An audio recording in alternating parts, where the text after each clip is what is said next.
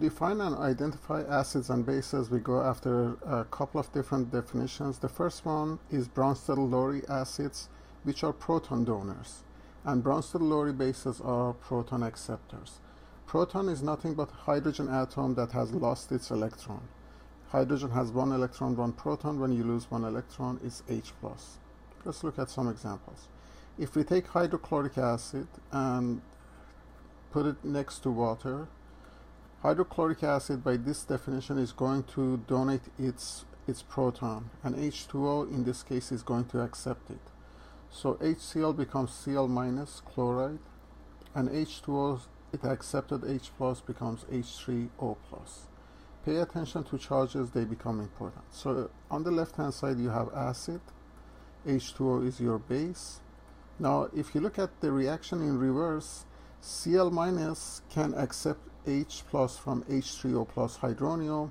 In this case it is a base, but since it was byproduct of HCl, we call this conjugate base. So on the other side it's conjugate base. Conjugate is a relationship between two species with a H plus difference.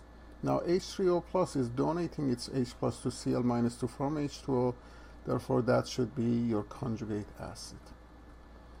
Let's look at another example. Ammonia is a weak base. You need to get used to this species. NH3 is ammonia, and it's a weak base, but it's still a base. So by definition, it should accept H+. Let's put it next to H2O. In this case, H2O has to behave like an acid and donate its H+. So what do you form? NH3 is going to accept it and become NH4. Every time you accept a H, make sure you put the plus. And every time you lose a proton, make sure you subtract it and have a negative species. So H2O becomes OH minus. Now if you look at the reaction in reverse, NH4 plus is going to donate its H plus to form NH3, therefore it is behaving as an acid, conjugate acid. And OH minus is going to accept it, therefore it's conjugate base. One other species we have formed here in this case is H2O is in one case base, in the other case acid. Species like this is known as amphiprotic or amphoteric. Amphiprotic or amphoteric.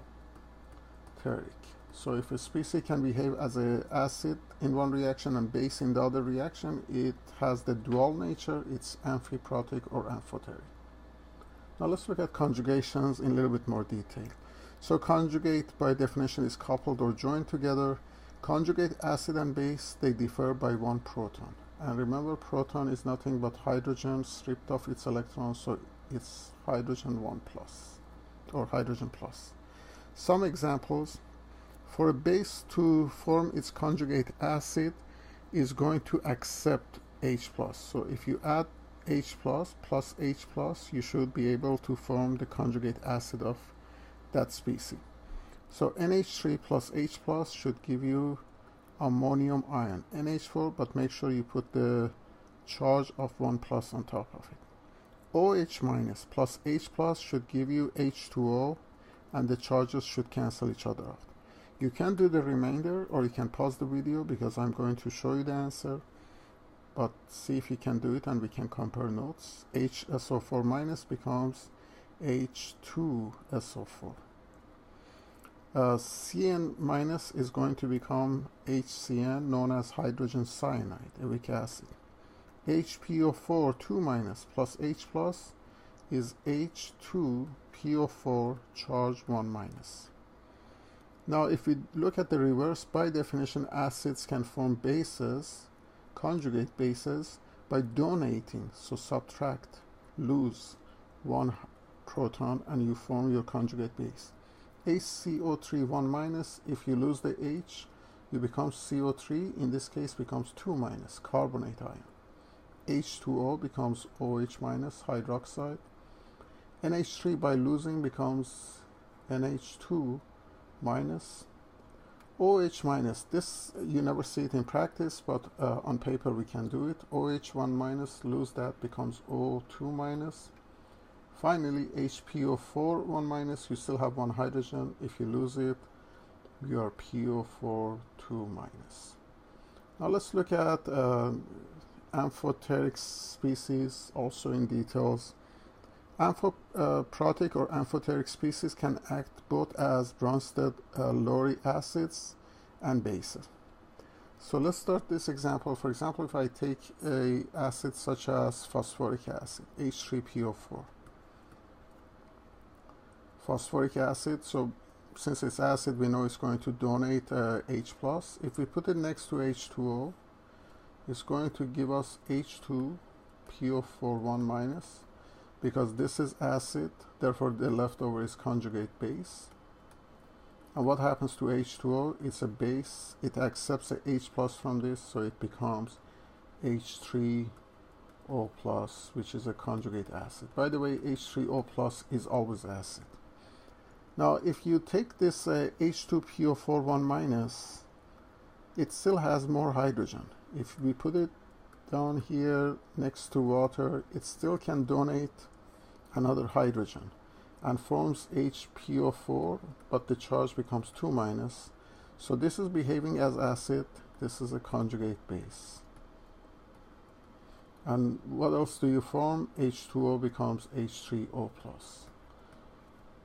which is your conjugate acid. Now, if you look at this species of H2PO4 1 minus, H2PO4 1 minus, you see in this reaction it's a base. In this reaction it is an acid. Then this is amphiprotic. So this statement is good. Amphiprotic species can behave as both acids and bases. This is one example. Now we still can go further on. HPO4 2 minus still has one hydrogen left. So let's see what happens when we take HPO4 2 minus, put it next to H2O. The final hydrogen can be also donated, therefore this is acid that is losing, and H2O is accepting it, a base. You form PO4, the charge should become 3 minus, phosphate ion, which is your conjugate base.